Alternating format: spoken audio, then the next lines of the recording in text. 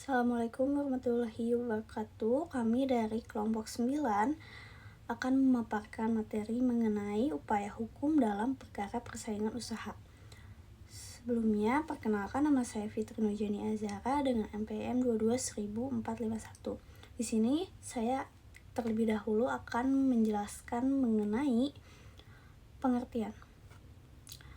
Upaya hukum keberatan adalah permohonan pelaku usaha yang tidak menerima putusan KPPU diajukan pada pengadilan niaga dalam wilayah hukum pelaku usaha tersebut dengan alasan-alasan hukum disertai bukti-bukti, saksi ahli agar dapat diperiksa kembali dalam persidangan pengadilan niaga dengan tujuan membatalkan putusan KPPU yang telah menyatakan pelaku usaha tersebut terbukti melanggar undang-undang. Selanjutnya, bagaimana sih prosedur pengajuannya? Berdasarkan pasal 19 Peraturan Pemerintah Nomor 44 Tahun 2021, ayat 1, pelaku usaha dapat mengajukan keberatan kepada pengadilan niaga sesuai domisili pelaku usaha selambat-lambatnya 14 hari kerja setelah menerima pemberitahuan putusan komisi. Ayat 2, pemeriksaan keberatan di pengadilan niaga sebagaimana dimaksud pada ayat 1 dilakukan baik menyangkut aspek formil maupun material atas fakta yang menjadi dasar putusan komisi. Ayat ketiga, pemeriksaan sebagaimana dimaksud pada ayat 2 dilakukan dalam jangka waktu paling cepat 3 bulan dan paling lama 12 bulan. Ayat keempat, kecuali ditentukan lain dalam peraturan pemerintahan ini. Tata cara pemeriksaan keberatan di pengadilan niaga dilakukan sesuai dengan hukum acara perdata.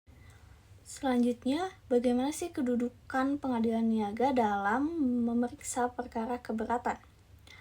Kewenangan pengadilan niaga dalam menangani keberatan terhadap putusan KPPU dalam hal perkara praktik monopoli dan persaingan usaha tidak sehat dapat dilihat dari peran hakim pengadilan niaga itu sendiri. Peran hakim dalam menangani sebuah perkara terbagi menjadi dua, yaitu sebagai iudex facti dan iudex iuris. Peran hakim sebagai iudex facti adalah hakim berwenang memeriksa bukti-bukti dari suatu perkara, menentukan fakta-fakta dari perkara tersebut. Sedangkan peran hakim sebagai iudex iuris adalah hakim berwenang memeriksa penerapan hukum dari suatu perkara yang telah dilakukan oleh iudex facti. Pada pasal 19 ayat 2 Peraturan Pemerintah Nomor 44 Tahun 2021 menyatakan bahwa pengadilan niaga memeriksa baik aspek formil maupun material atas fakta-fakta yang menjadi dasar putusan KPPU. Dengan demikian dapat diartikan bahwa pengadilan niaga dalam memeriksa dan memutus upaya keberatan atas putusan KPPU memiliki peran sebagai iudex facti. Sementara Mahkamah Agung di tingkat kasasi hanya memiliki peran sebagai iudex iuris karena hanya memeriksa penerapan hukum dari putusan pengadilan niaga dalam perkara keberatan atas putusan KPPU. Baik, sekian yang bisa dapat saya sampaikan. Materi selanjutnya akan dijelaskan oleh rekan saya sendiri. Assalamualaikum warahmatullahi wabarakatuh. Perkenalkan, nama saya Rida Mila Sujana dengan NPM 22.406. Saya di sini akan menjelaskan upaya hukum dalam perkara persaingan usaha. Yaitu di pertama ada pengertian pemeriksaan tambahan. Pemeriksa tambahan adalah forum yang bertujuan untuk mengungkapkan atau memeriksa hal-hal yang telah disampaikan oleh pihak terlapor pada tahapan pemeriksaan lanjutan, tetapi mungkin terabaikan atau tidak dijadikan pertimbangan oleh KPPU dalam memutuskan perkara. Sejak tahun 2000 hingga tahun 2020 terdapat 195 upaya keberatan atas putusan KPPU yang dijadikan yang diajukan kepada pengadilan negeri secara nasional sejumlah 77. Upaya keberatan diantaranya menghasilkan pembatalan putusan KPPU oleh pengadilan negeri. Atas pembatalan putusan KPPU tersebut masih dilakukan upaya kasasi ke Mahkamah Agung oleh KPPU. Sebagian upaya kasasi diterima dan menghasilkan pembatalan putusan pengadilan negeri, sehingga memuatkan putusan KPPU yang semula. Salah satu contoh yang terjadi adalah saat Pengadilan Negeri Jakarta Barat membatalkan putusan KPPU nomor 02 garing KPPU 1 garing 2006 terkait dengan pengaturan produksi bibit ayam pedaging broiler dan membebaskan 12 perusahaan dari denda administrasi mencapai 119.670 juta. Diputus tidak melanggar pasal 11 Undang-Undang Persaingan Usaha, sedangkan dalam putusan KPPU dinyatakan bersalah melanggar pasal 11 Undang-Undang Persaingan Usaha. Selanjutnya, pemaparan contoh kasus maupun tidak melanggar Undang-Undang Persaingan Usaha, namun hal ini bertentangan dengan Mahkamah Agung, yang justru menguatkan putusan KPPU, bahwa terlapor pada perkara persaingan usaha bersalah dan melanggar Undang-Undang Persaingan Usaha. Keadaan demikian menunjukkan bahwa terdapat perbedaan penafsiran antara KPPU yang didukung Mahkamah Agung dengan penafsiran oleh pengadilan negeri. Hal ini berpotensi untuk merugikan pelaku usaha yang dirugikan dalam perkara persaingan usaha. Jumlah putusan KPPU yang dibatalkan oleh pengadilan negeri tetapi juga dikuatkan oleh Mahkamah Agung menunjukkan bahwa dalam perkara yang sama, perkara pelanggaran persaingan usaha dapat diputuskan secara berbeda. Dikatakan demikian karena yang pertama pada tahap pemeriksaan dan putusan di KPPU terlapor dalam perkara persaingan usaha tidak sehat dinyatakan bersalah melanggar Undang-Undang Persaingan Usaha. Yang kedua yaitu pada tahap upaya keberatan di pengadilan negeri terlapor dinyatakan tidak bersalah. Selanjutnya di sini ada putusan pengadilan terhadap upaya keberatan. Pelaku usaha yang keberatan atas putusan yang diberikan oleh KPPU memiliki waktu maksimal 14 hari setelah putusan diberikan untuk mengajukan keberatan kepada pengadilan negeri. Hal ini sesuai dengan ketentuan yang diatur dalam pasal 44 Undang-Undang Persaingan Usaha. Terhadap putusan yang dijatuhkan pengadilan negeri terkait pengajuan banding dari pelaku usaha masih dimungkinkan pengajuan kasasi ke Mahkamah Agung berdasarkan ketentuan yang ada pada pasal 45 Undang-Undang Persaingan Usaha. Apabila hingga batas waktu tersebut pelaku usaha tidak mengajukan keberatan, maka sesuai dengan ketentuan pasal 46 Undang-Undang Persaingan Usaha, putusan KPPU memiliki kekuatan hukum tetap. Setelah itu, putusan tersebut bisa dimintakan penetapan eksekusi ke pengadilan. Dari uraian di atas dapat dilihat bahwa keputusan yang dihasilkan KPPU bersifat mengikat tetapi tidak final, dikarenakan masih adanya ruang untuk diajukan keberatan oleh pelaku usaha. Proses penanganan perkara persaingan usaha tersebut juga menunjukkan bahwa terdapat fungsi kontrol yang berimbang tetap dilakukan dalam implementasi penegakan hukum persaingan usaha. Sekian presentasi dari saya. Mohon maaf bila ada kekurangan atau kesalahannya. Waalaikumsalam warahmatullahi wabarakatuh.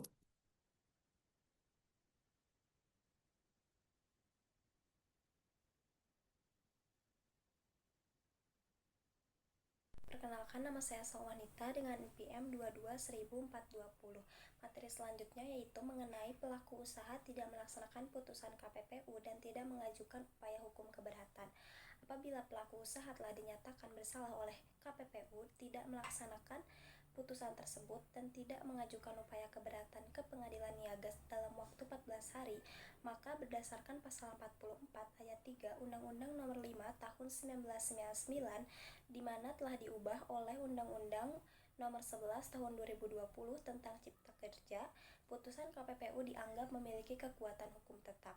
Dalam situasi tersebut, KPPU berwenang mengajukan permohonan penetapan eksekusi atau piat eksekusi ke pengadilan niaga di wilayah hukum tempat kedudukan pelaku usaha. Hal ini dimaksudkan agar putusan KPPU memiliki kekuatan ekstrateritorial yang setara dengan putusan pengadilan dan dapat dilaksanakan secara paksa melalui bantuan alat negara seperti jurusita pengadilan. Selanjutnya yaitu bentuk eksekusi berdasarkan jenis saksi. Yang pertama, saksi pembatalan perjanjian. Jika putusan KPPU menjatuhkan saksi pembatalan perjanjian, maka perjanjian tersebut secara hukum dianggap batal setelah pengadilan niaga mengeluarkan fiat eksekusi. Selanjutnya, saksi ganti rugi atau denda administratif. Jika putusan KPPU menjatuhkan denda atau ganti rugi, maka harta milik pelaku usaha dapat disita dan dijual secara lelang. Untuk memenuhi pembayaran kewajiban tersebut melalui mekanisme eksekusi perdata dalam hukum acara. Jika pelaku usaha tidak melaksanakan putusan KPPU dan juga tidak mengajukan keberatan, maka putusan KPPU berkekuatan hukum tetap. Lalu KPPU dapat meminta penetapan eksekusi atau fiat eksekusi ke pengadilan niaga. Dan terakhir, eksekusi dapat dilakukan secara paksa melalui jurusita dan alat negara. Selanjutnya yaitu upaya hukum kasasi dan peninjauan kembali. Tingkat kasasi dapat diajukan terhadap putusan pengadilan negeri atau pengadilan niaga atas keberatan terhadap putusan KPPU. Dasar hukumnya yaitu pasal 45 ayat 3 Undang-Undang Nomor 5 Tahun 1999, di mana pihak yang keberatan terhadap putusan pengadilan negeri dapat mengajukan kasasi ke Mahkamah Agung dalam waktu 14 hari. Lalu, dalam sistem baru pasca Undang-Undang Nomor 11 Tahun 2020 mengenai Cipta Kerja, keberatan diajukan ke pengadilan niaga dan masih dimungkinkan kasasi ke Mahkamah Agung sebagai tahap lanjutan. Lalu Mahkamah Agung dalam posisi kasasi bertindak sebagai jure judis, artinya hanya memeriksa aspek hukum bukan fakta. Jadi apabila terdapat keberatan atas hasil putusan akhir, masih terdapat upaya hukum yang dapat ditempuh para pihak. Upaya hukum dapat dibagi menjadi dua, yaitu upaya hukum biasa dan upaya hukum luar biasa.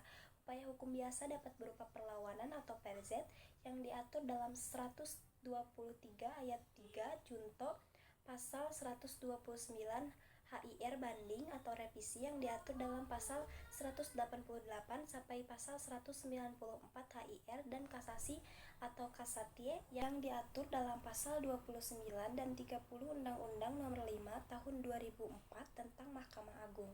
Sedangkan upaya hukum luar biasa dapat berupa peninjauan kembali yang diatur dalam pasal 24 Undang-Undang Kekuasaan Kehakiman, pasal 34 dan pasal 67 sampai pasal 76 Undang-Undang Nomor 3 Tahun 2006 tentang Peradilan Agama dan Denden Kerzet yang diatur dalam pasal 195 ayat 6 HIR. Baik, selanjutnya ada sanksi dalam Undang-Undang Nomor 5 Tahun 1999, larangan praktek monopoli dan usaha persaingan tidak sehat.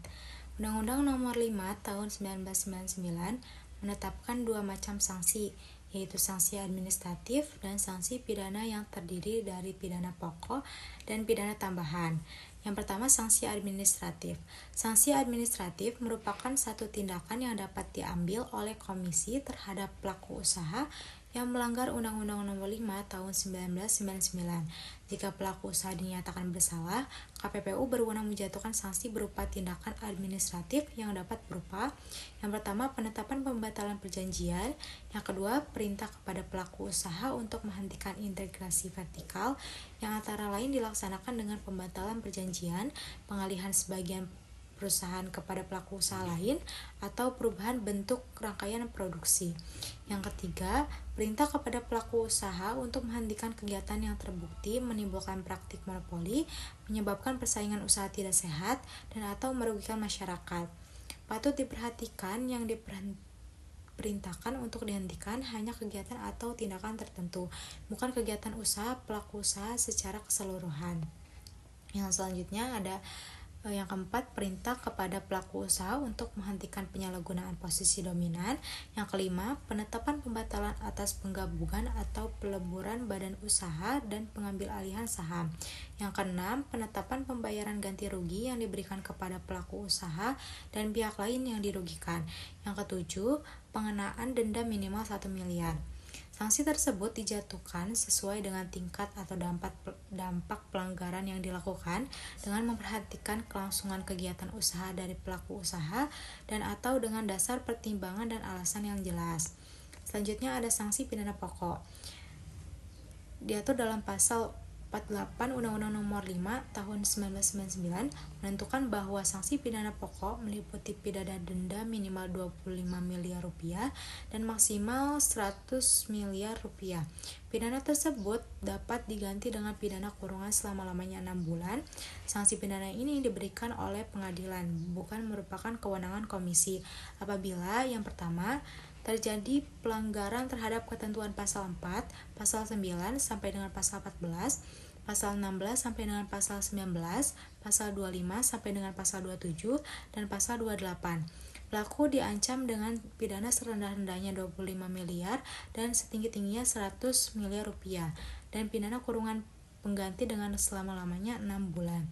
Yang kedua, pelanggaran terhadap ketentuan pasal 5 sampai dengan pasal 8, pasal 15, pasal 20 sampai dengan pasal 24, dan pasal 26.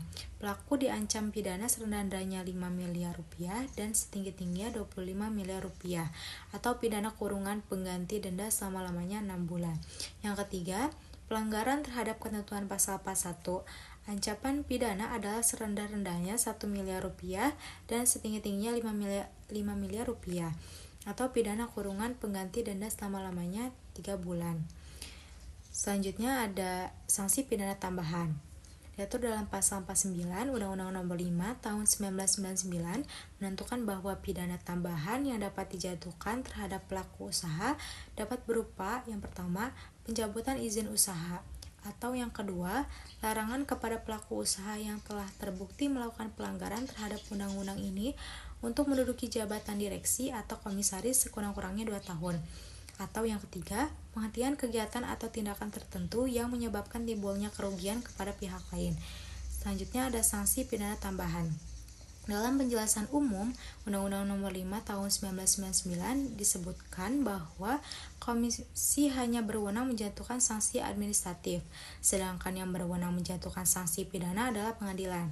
Suatu perkara yang ditangani oleh KPPU dapat kemudian diserahkan kepada penyidik dan karenanya dapat dijatuhi pidana dalam hal yang pertama, pelaku usaha tidak menjalankan putusan komisi yang berupa sanksi administratif pasal 44 ayat 4, dan yang kedua, pelaku usaha menolak untuk diperiksa, menolak memberikan informasi yang diperlukan dalam penyelidikan dan atau pemeriksaan, atau menghambat proses penyelidikan dan atau pemeriksaan. Pasal 41 ayat 2. Sekian, terima kasih. Selanjutnya saya kembalikan kepada moderator.